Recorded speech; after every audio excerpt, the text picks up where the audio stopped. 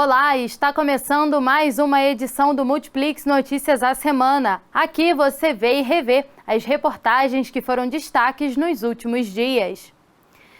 Teresópolis, apesar de ser uma cidade turística e bem desenvolvida, sofre até hoje com a falta de tratamento de água e esgoto.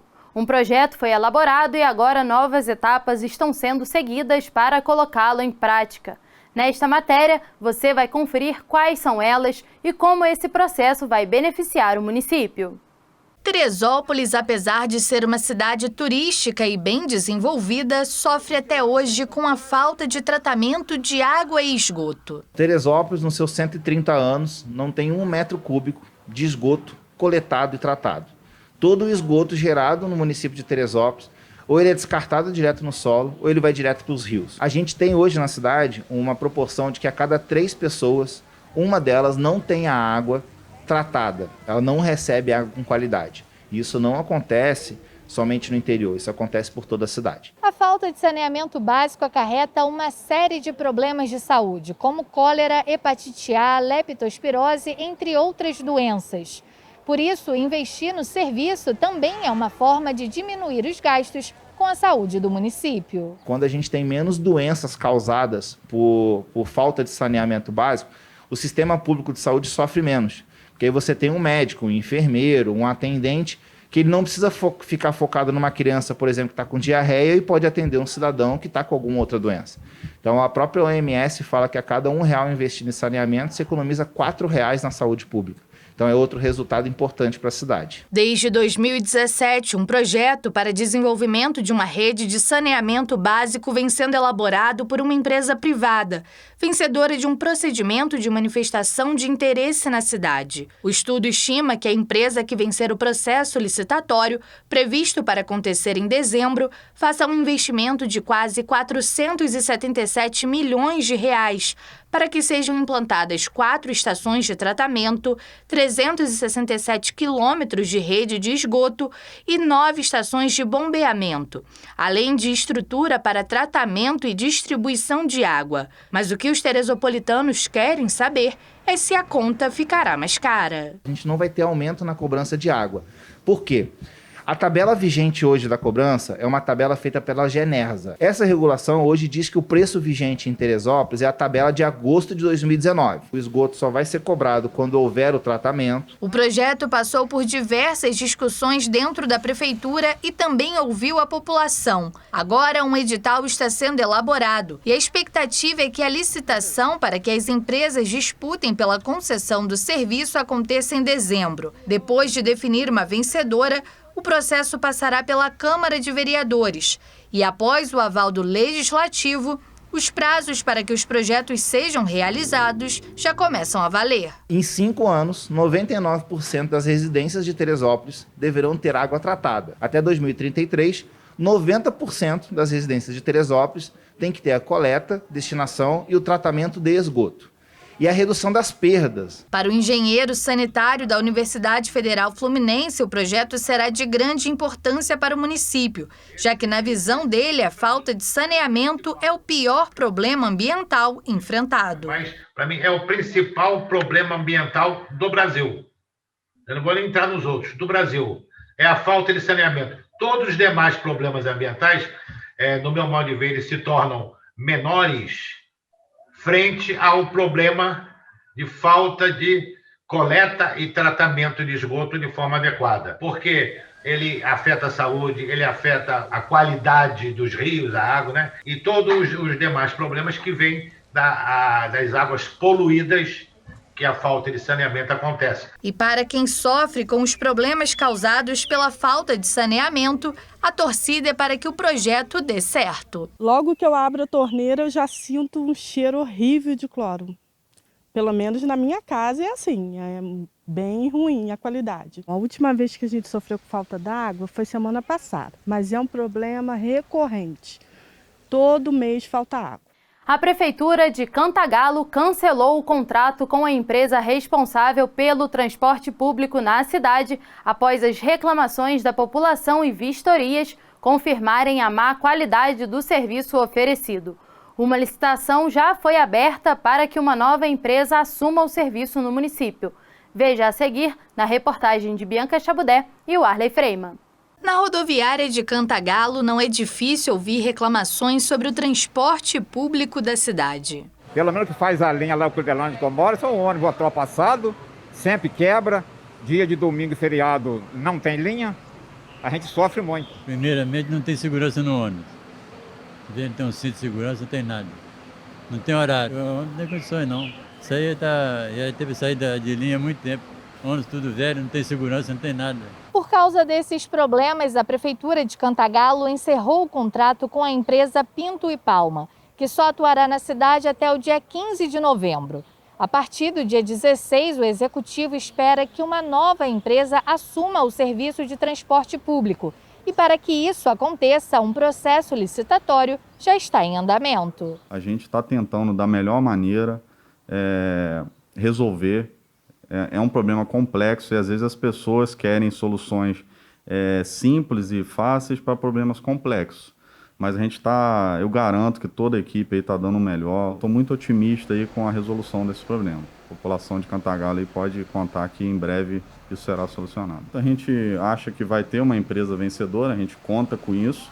E caso não tenha, é responsabilidade do município, né? Assumir esse compromisso aí, não deixar a população em termos populares aí na mão, né? A Câmara de Vereadores acompanha de perto os problemas no transporte público e uma CPI deve ser instaurada para avaliar a situação do serviço. Não teve outra licitação, não teve fiscalização, se teve, passou em branco, porque a gente descobriu que tinha ônibus com 6 anos que não pagava o IPVA e estava rodando. E a gente está aí fiscalizando, porque é complicado você ver um executivo, uma defesa civil que todo ano tem que fiscalizar os ônibus e dar um documento dizendo, né, que a empresa está apta a trabalhar.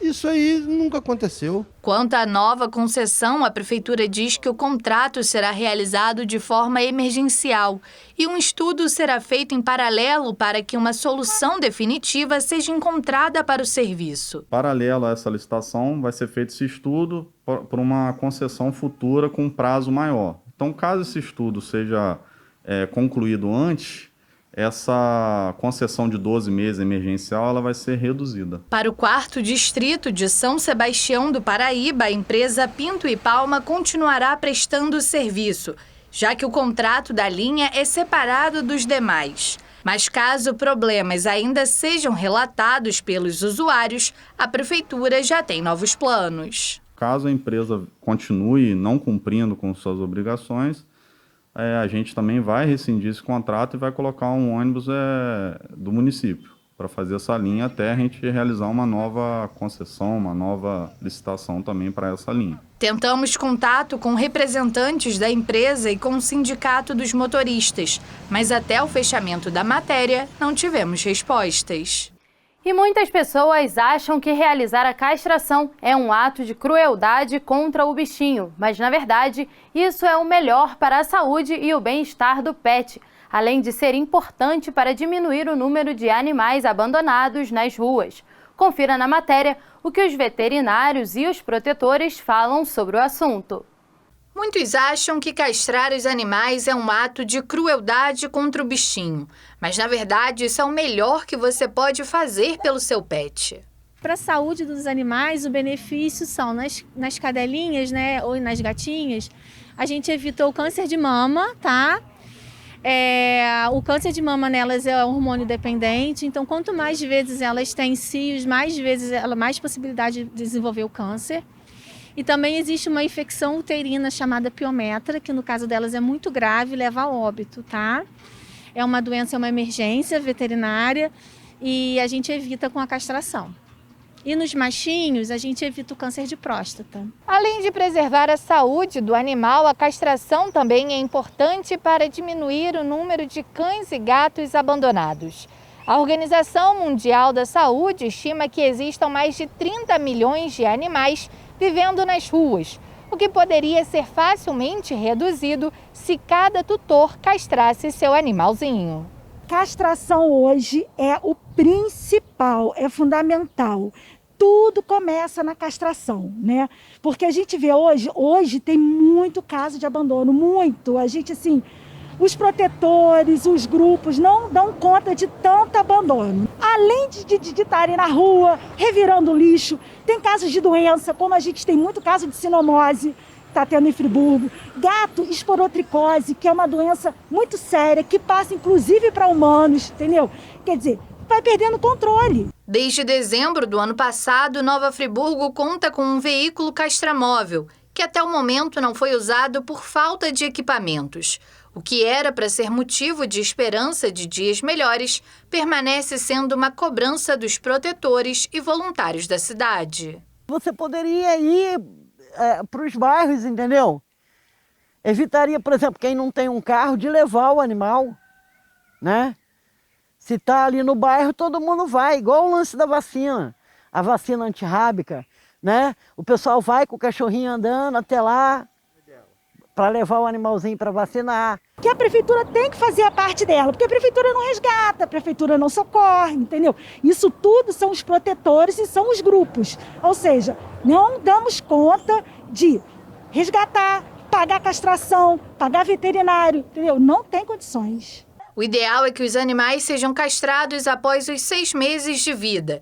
E quanto ao comprometimento da felicidade dos bichinhos após a cirurgia, a veterinária garante que não há mudanças. O hormônio, no caso dos cães, dos gatos, ele não interfere no bem-estar e na saúde mental, como assim dizer, como acontece nos humanos, tá? Então, não tem esse problema de ele ficar triste porque foi castrado. Não, eles têm vida normal. Às vezes a gente diminui a agressividade nos cães, principalmente nos machos, nos gatos. A gente evita fuga e briga por causa de cio. Então, não interfere, pelo contrário, beneficia em alguns casos. Em resposta à Multiplix, a Prefeitura de Nova Friburgo, por meio de nota, informou que ainda está sendo analisado se todas as castrações serão feitas no castramóvel ou também nas clínicas contratadas.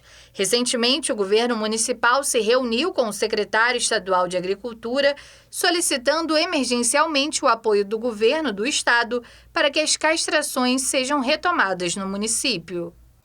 A queda nas internações de pacientes com Covid é uma prova da eficácia da vacinação. Mas outros cuidados ainda se mostram necessários, mesmo com o número de casos diminuindo no estado. Confira na reportagem o que dizem 3 infectologistas sobre a situação atual da pandemia. Já teve dias dos hospitais de Nova Friburgo e região não terem leitos disponíveis para tratar pacientes infectados pela Covid-19. Mas nesta semana, a taxa de ocupação dos leitos das unidades de saúde praticamente zerou, o que mostra a eficácia e a importância do avanço da vacinação. A imunização é a grande responsável por esse momento mais tranquilo da pandemia em que a gente está vivendo, quando a cobertura vacinal ela alcança mais de 65% de toda a população, é natural que os índices da doença caiam, especialmente as internações e óbitos por quadros graves. Mas estar imunizado não significa não ser contaminado pelo vírus e o fim da doença, que deve continuar circulando pelos próximos anos. Mesmo com a vacina, a gente, ao longo dos próximos meses, talvez dos próximos anos, a gente vai continuar tendo casos de Covid, né, aí ao longo do tempo, mas provavelmente mais para frente não da forma epidêmica, ou seja, mas sim de uma forma que a gente chama endêmica. O vírus ele circula na população de uma forma geral, atinge, né, alguns mais vulneráveis, mas não a ponto de causar a necessidade de interrupção de atividades, da vida, do dia a dia das pessoas, né? Com os índices de contaminação, hospitalização e óbitos mais baixos, o governador do estado do Rio de Janeiro aprovou uma lei que permite a flexibilização do uso da máscara. Mas, de acordo com os infectologistas, essa liberação deve ser feita com cuidado, já que a pandemia ainda não pode ser considerada controlada. Nós estamos num caminho para o seu fim, né? Você vê ainda que o Brasil tem um certo número de casos, nós temos 400 mortes, isso é importante frisar, 400 mortes por dia, ainda não está controlado. Nós temos que, com certeza, todo este ano, ainda manter as medidas não farmacológicas para ajudar a vacina no controle da pandemia. Então, nós temos que manter a máscara facial, nós temos sempre que possível manter um distanciamento físico de 2 metros, né? E a máscara, principalmente em lugares fechados. E, claro, sempre que possível, evitar aglomerações em locais fechados, né? Para que o cenário fique mais tranquilo, é preciso que a adesão à vacina seja global, evitando assim que novas variantes surjam. Muitos países já estão com mais de 40% da população imunizada, mas muitos locais ainda não alcançaram nem 5%, que é o caso dos países e continentes mais pobres, como a África. Também temos um grande desafio, que são os países, especialmente na Europa, com um movimento anti-vacina muito grande, muito importante, o que dificulta o avanço da imunização e atrasa o controle da pandemia. Porque enquanto, na maioria dos países, a gente não tiver uma alta cobertura vacinal, a gente fica exposto ao surgimento de novas variantes. Com a possibilidade de novas variantes, os especialistas acreditam na necessidade de vacinação anual. Então, é muito possível que as vacinas elas sejam aperfeiçoadas para cada ano a gente receber aí toda a população uma vacina, né, que contemple essa variante que esteja circulando com maior frequência no mundo.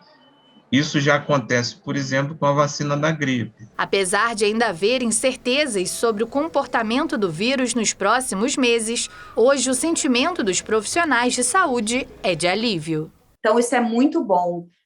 Os profissionais de saúde estão muito cansados, a gente está exausto e foram quase 2 anos de muito trabalho de todos os profissionais de saúde e colaboradores de hospitais. Foi uma carga de estresse muito alta, não só por muito trabalho, mas uma carga emocional de estresse, mas a sensação, certamente a primeira sensação é de alívio. Na última sexta-feira foi comemorado o Dia Nacional do Livro. A cidade de Nova Friburgo já serviu de inspiração para diversos autores renomados no passado e ainda hoje autores do município enxergam o cenário friburguense como inspiração para as suas obras. Confira na reportagem Nova Friburgo na literatura. Diversos escritores renomados já passaram por Nova Friburgo. Entre os principais chamam a atenção os nomes de Machado de Assis e Carlos Drummond de Andrade. Na cidade, os autores encontraram inspiração para suas obras.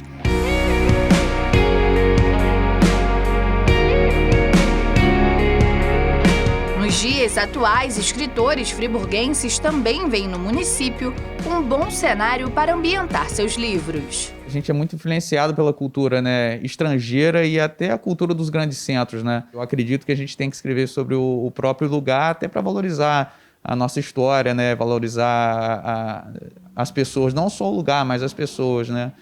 Porque o leitor, ele com certeza ele vai buscar, ele vai se reconhecer na história. Já o escritor Ordilei Alves busca retratar na obra O Apito do Trem, a Nova Friburgo das décadas de 50 e 60. Eu fui escrever aos 60 anos de idade. Aí eu falei, vou escrever o quê? Eu falei, vou escrever sobre o trem. Não propriamente sobre o trem, mas uma história que envolvesse o trem. Falando da Nova Friburgo, aquela Nova Friburgo que eu vivenciei quando criança e adolescente. A estação ferroviária era o epicentro das cidades como Nova Friburgo.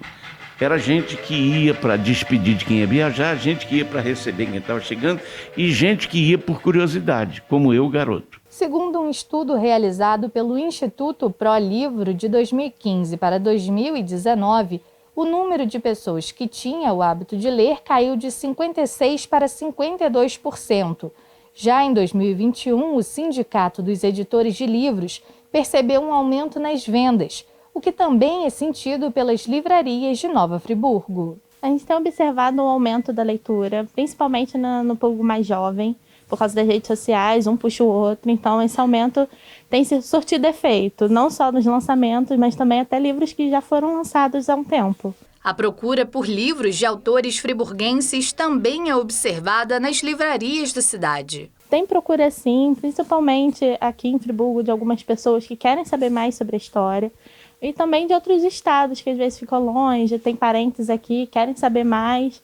Então tem a sua procura sim, conhecer como é escrita, não só da história de Friburgo, mas também tem vários autores que têm poemas lindos, né? E para que o número de leitores cresça ainda mais, a melhor forma é que as pessoas apresentem os livros aos seus filhos ainda na infância. A gente lia para os meus filhos, eles estavam na barriga. A gente ia deitar e lia uma história com eles na barriga. Eles nasceram, a gente continuou lendo para eles. E quando eles aprenderam a ler, eles liam por conta própria. Sempre tive o hábito de ler na frente deles, sempre tive o hábito de presenteá-los com livros, sempre tive o hábito de ler para eles quando eles não podiam ler, e hoje são 2 leitores. E para que fique mais fácil o acesso aos livros, a torcida dos escritores é para que políticas públicas sejam desenvolvidas. Se o governo quer estimular o hábito da leitura, facilite o acesso aos livros, né? Criem bibliotecas, né? Reduzam impostos de livros para o livro ficar mais barato. Se criar o hábito de leitura é facilitar a leitura, tanto como modelo quanto como incentivo.